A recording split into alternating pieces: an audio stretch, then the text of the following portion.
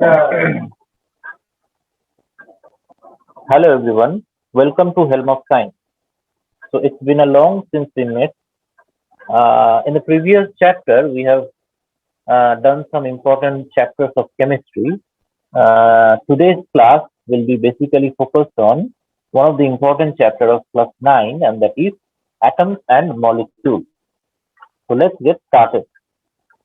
So we all are quite acquainted with the term matter, isn't it? Matter is the particle that surrounds our universe, or you can say that surrounds our nature. Okay, everything is made up of matter.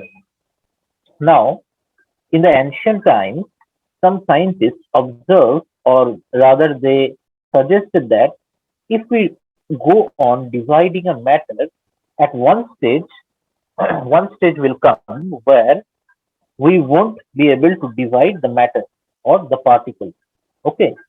Now, one of the scientists, that is Democritus, he called these indivisible particles as atoms, which means indivisible. That means beyond that, you cannot divide the particle. So here comes the concept of an atom that is present inside matter. Okay. Next is a scientist, that is Lavoisier. He laid the foundation of chemical sciences by establishing two important laws of chemical combination. So what are they? The first one is law of conservation of mass. What does this law tell? The law tells that during a chemical reaction, mass can neither be created nor be destroyed. The first one is law of conservation of mass. Okay, of mass. According to this law, mass can neither be created nor be destroyed during a chemical reaction. That means there will be no loss or gain of mass before and after a chemical reaction. Okay. The next law under this chemical combination is law of constant proportion. Law of constant proportion. Okay. What does this law tell? This law suggests that in a chemical substance, elements are always present in a definite proportion by mass. Okay. What do we mean by this term by mass? Suppose I consider a water molecule. Okay. Water molecule is H2O. So if I tell you that what proportion of hydrogen and oxygen by mass is present in water, we will say it is 2 is to 8, isn't it? That means we have two atoms of hydrogen and each having an atomic mass of 1. So 2 into 1 means 2, and oxygen has an atomic mass of, uh, I'm sorry, it won't be 8, it will be 16. Very sorry. So if you reduce this, you will get 1 is to 8. Atomic mass of oxygen is 16, as we all know. So in every constituent or in every compound, each of the element is present in a definite proportion. Okay. Suppose if I talk about ammonia, that is NH3, in what ratio of mass will they be present?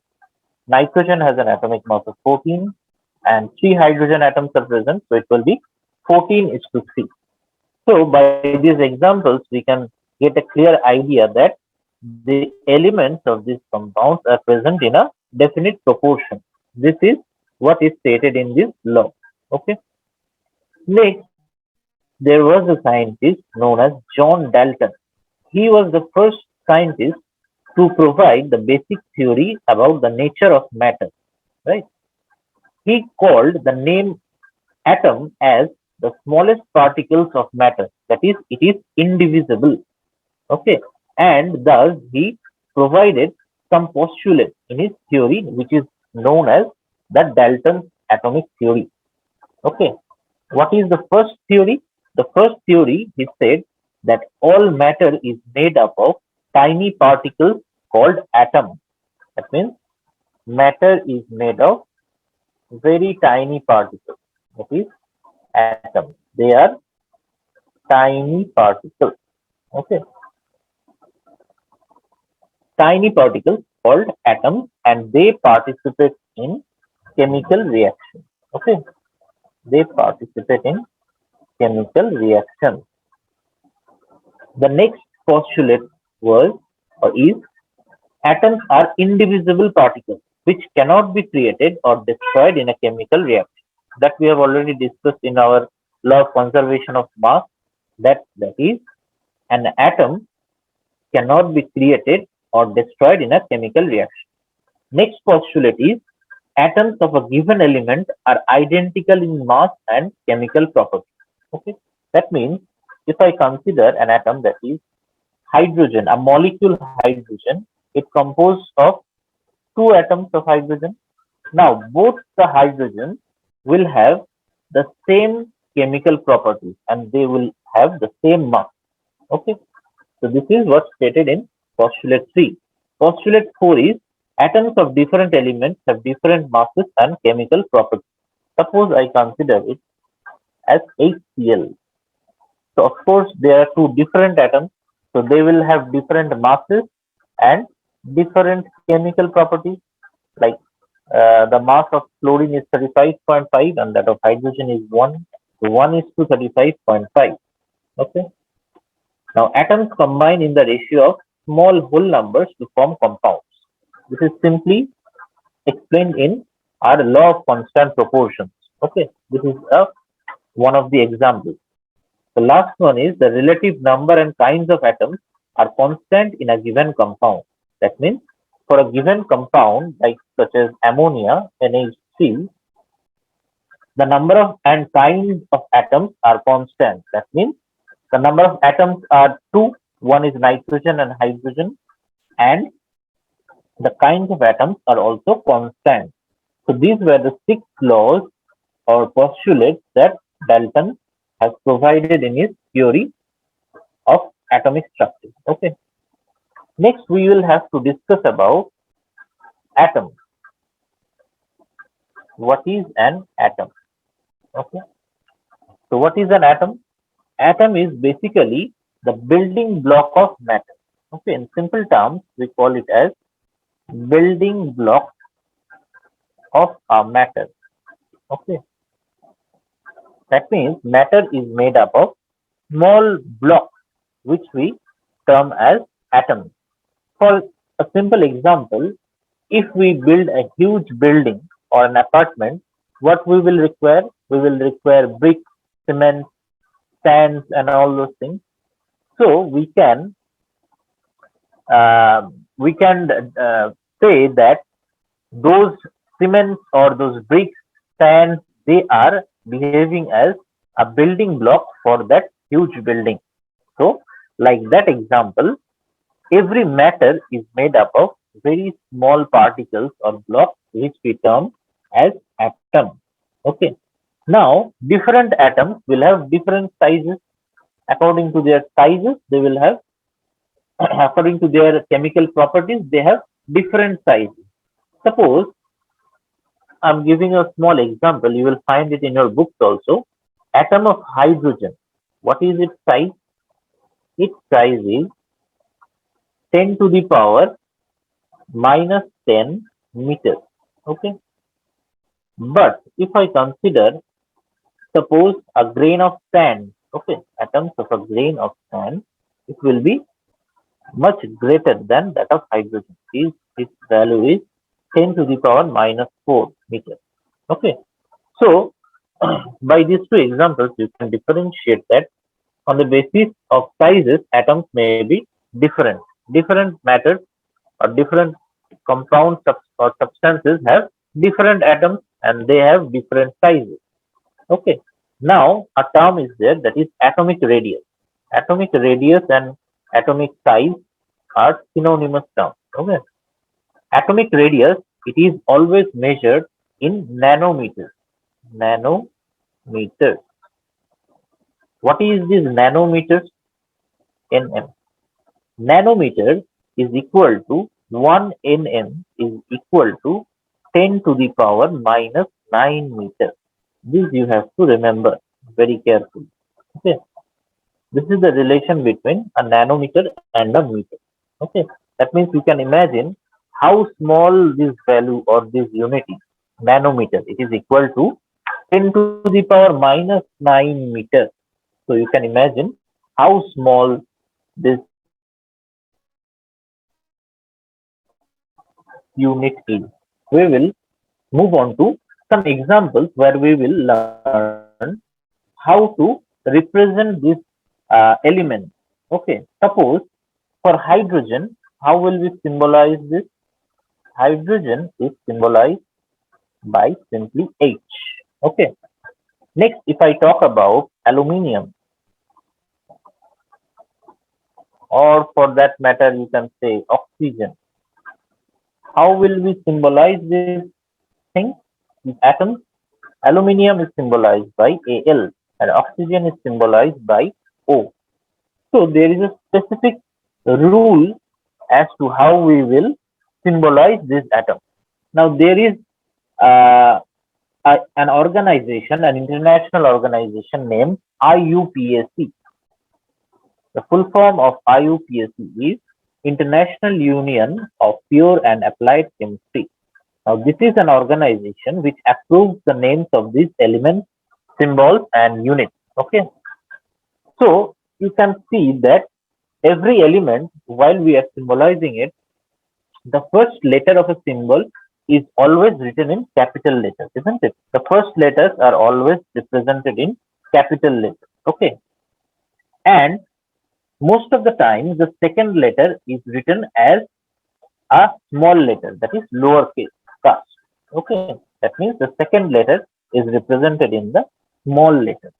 But some examples are there where we have taken first letter of a name and a letter appearing later in the name. Suppose I am considering zinc. Zinc will not be symbolized by this. That is Zi. This is incorrect. The correct symbol will be Zn. That means I have considered the first letter and one of the letter that is present in that spelling of zinc. Okay. Similar is the case for chlorine also. You can say chlorine. Chlorine formula is Cl. For that matter, copper can also be, copper is Cu. So every time you can see that the first letter is always capital letter. This has been approved by this IUPAC organization. Okay. So you will get the symbols of these elements in your book, standard NCERT books, and also the West Bengal boards and ICSE textbooks. These are very well mentioned there. Okay. Next, we will talk about the atomic mass. What is atomic mass? Okay.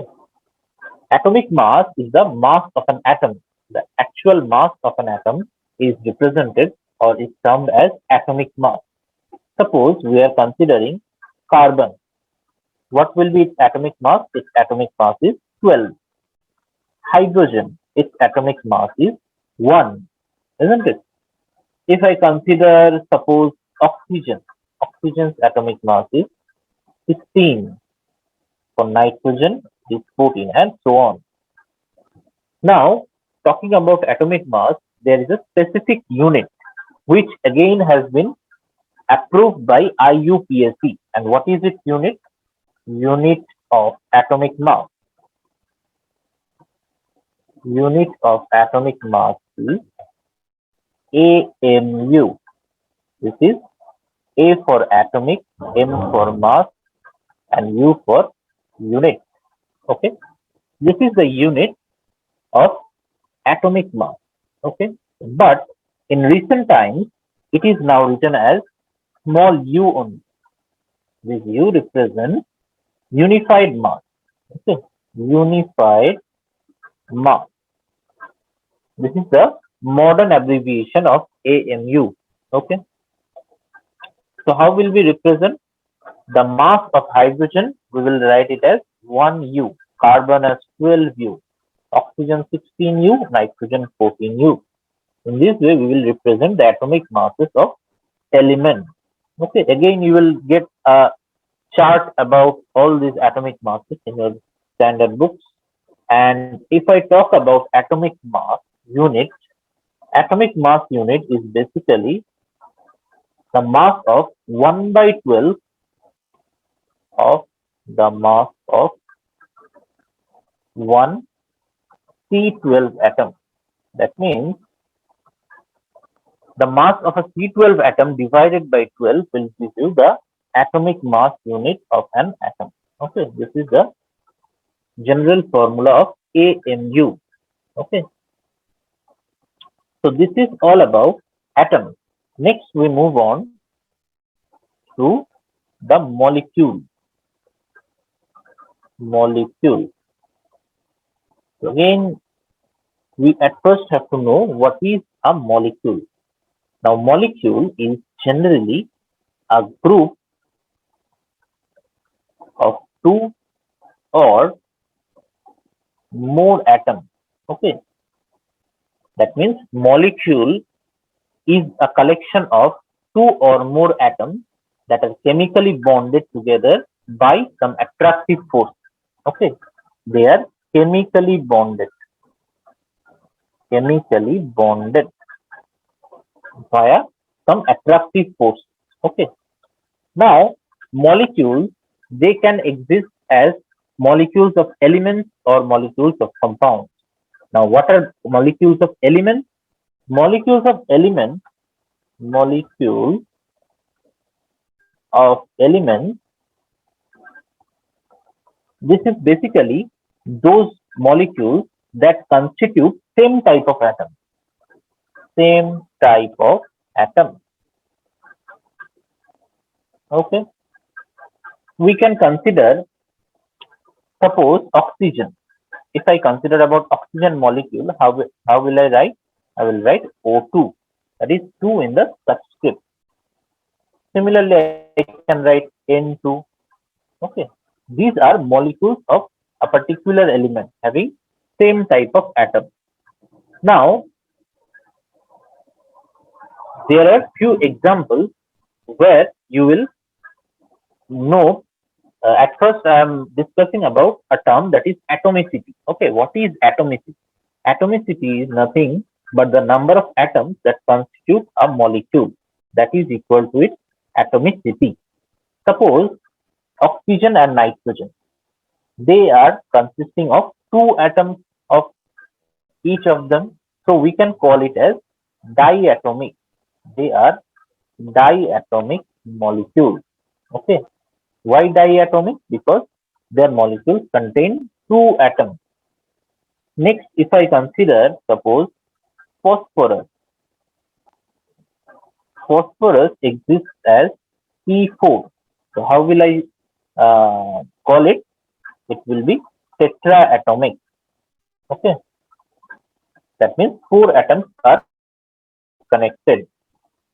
There are some elements which exist in its elemental state, not in molecular state. Okay. Suppose helium. Helium has the formula of He.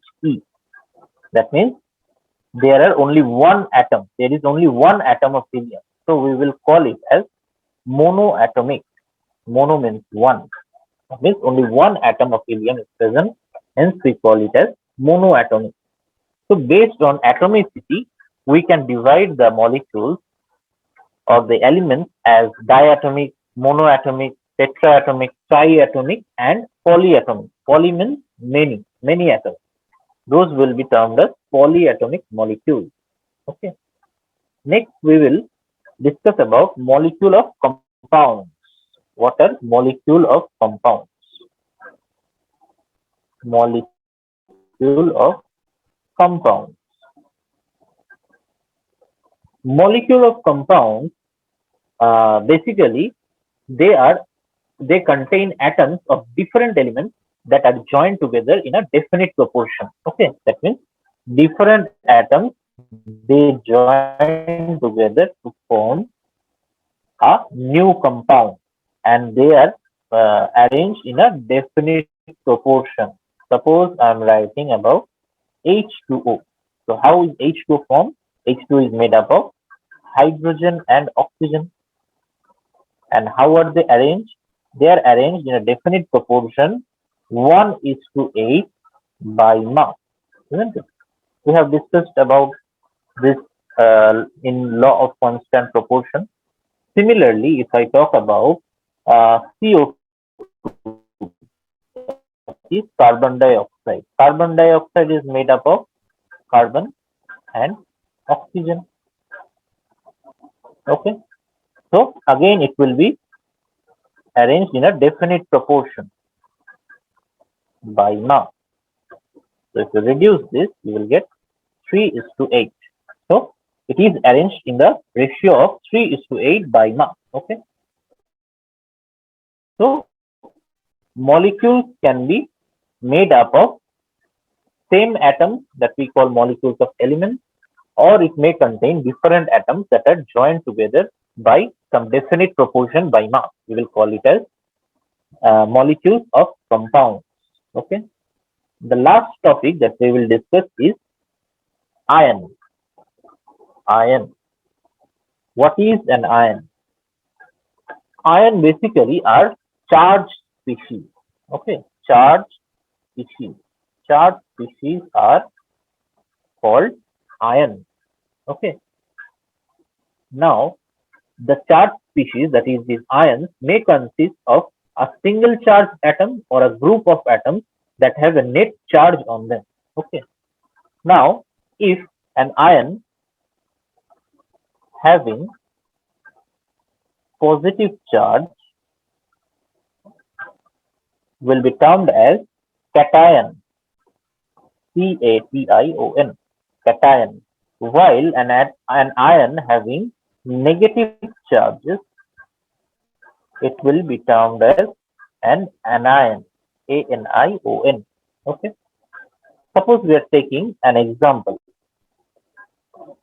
Let us take an example. Suppose sodium chloride. So what is the formula of it? It is NaCl. Sodium chloride constitutes two ions. What are they? If you write it in this way, you will get one Na plus and Cl minus. That means these two will combine among themselves to form sodium chloride. Okay, now we will call Na plus as a cation. Why? Because sodium carries a positive charge, and chlorine will be termed as an anion. We call it as chloride ion. Why? Because chlorine carries a negative charge. Okay, so the negative and positive charges, they are combined to form a new entity, that is NaCl. We call it as ionic bonding, that we will discuss in some in our higher class. Okay, and the group of atoms that carry a charge is known as polyatomic ion. Okay, polyatomic. Suppose I'm giving an example of polyatomic ion. Suppose if I talk about ammonium ion. Okay, ammonium. Ammonium ion is made up of nitrogen and hydrogen atoms, and these are positive charges. We will call it as polyatomic ion. Why? Because a group of atoms, they are made up of a group of atoms. Okay. Like another example I can give you is sulfate. Sulfate formula is SO4 2 minus. So these two can be termed as polyatomic ion. Okay. So up to this we will learn in this class. We shall proceed with how to write the chemical formula, the molecular mass and mole concept, and also about the formula unit mass and how we will write those chemical formulas that we will discuss in the next class. So if you like the video, give it a like and subscribe to our channel Helm of Science and share it among your friends and do watch for more of the same. So until then, stay safe and keep studying. Thank you.